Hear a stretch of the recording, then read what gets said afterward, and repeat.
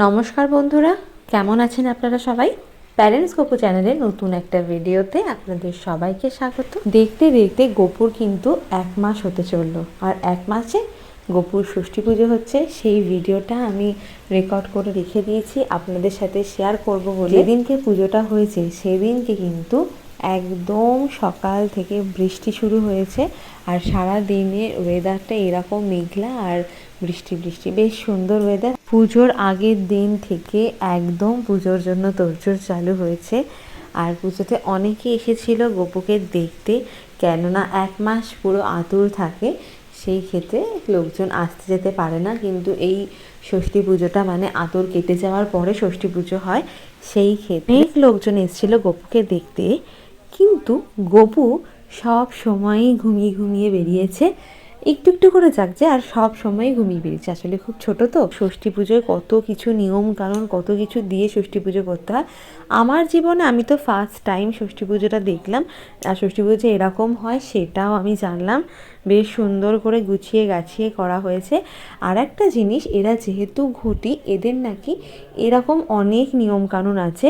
এই ষষ্ঠী পুজোর হওয়ার আগে বাড়িতে আটকৌড়ে নামে আর একটা রিচুয়ালস হয়েছিল, সেইটাও আমি প্রথম দেখা। আমি তো জানি না এসব হয়, আমাদের বাড়িতে কখনো এরকম হয়নি। তোমাদের কাদের কাদের এরকম সব নিয়মকানুন আছে কমেন্ট করতে কিন্তু একদম ভুলে যেও না। আর এই দেখো কত সুন্দর করে ঠাকুরমশাই পুজো করছে। আর আসল জিনিস যে গপুর সাথে কি কি করা হয়েছে, সত্যি কথা বলতে কি, এখানে গপু কিন্তু প্রচণ্ডই কান্নাকাটি করছিল, সেটা আমার ভীষণ খারাপ লেগেছে। মানে আমার চোখ থেকে জল বেরিয়েছিল। আমি কান্নাকাটি একদম পছন্দ করি না। ছোট বাচ্চা এমনভাবে কাঁদছিল, আর ঠাকুরমশাই বলেছে যে ওকে একদম ছোঁয়া যাবে না, এগুলো নাকি নিয়মের মধ্যেই পড়ে। তো সেই ক্ষেত্রে আমি তো ওকে ধরতেও পারছি না, আর ও এমনভাবে কাঁদছে, আমার তো ভীষণ খারাপ লাগছে। ও যে ঠিক কিভাবে কাঁদছিল তোমরা জাস্ট একবার একটু শোনো।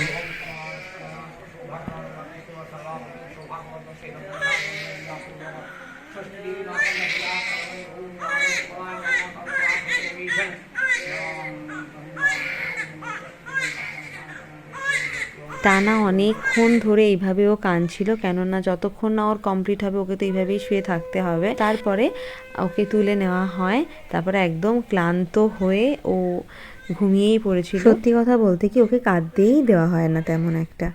আর দেখো কাঁদতে কাঁদতে একদম পুরো দুর্বল হয়ে এখন একদম অকাতরে ঘুমাচ্ছে।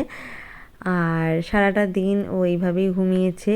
পুজোটা মোটামুটি 2 ঘন্টা মতন চলেছিল। এই ছিল আজকে গপুর ষষ্ঠী পুজোর ভিডিও।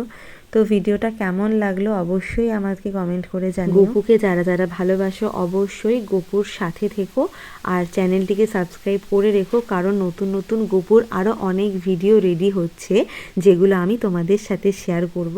আর গপুরও অবশ্যই বড় হলে দেখতে এগুলো খুব ভালো লাগবে। তো আজকের মতন সবাইকে টাটা, দেখা হবে পরবর্তী নতুন একটা ভিডিওতে। বাই।